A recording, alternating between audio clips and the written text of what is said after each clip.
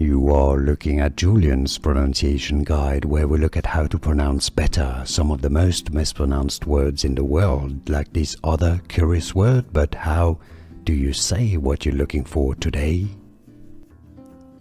We are looking at how to pronounce this word, as well as how to say more confusing vocabulary that many mispronounce, so make sure to stay tuned to the channel. Yes, you've guessed it, you've probably heard it before.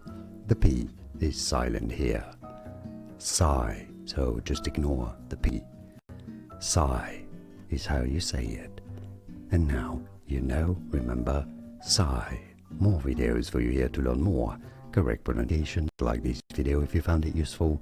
Thanks for your support. More videos for you here to learn more correct pronunciations. Thanks for watching. Here are more videos on how to pronounce more confusing words and names too many mispronounced. Like this video if you found it useful. I appreciate your support. I'll see you soon and thanks for watching.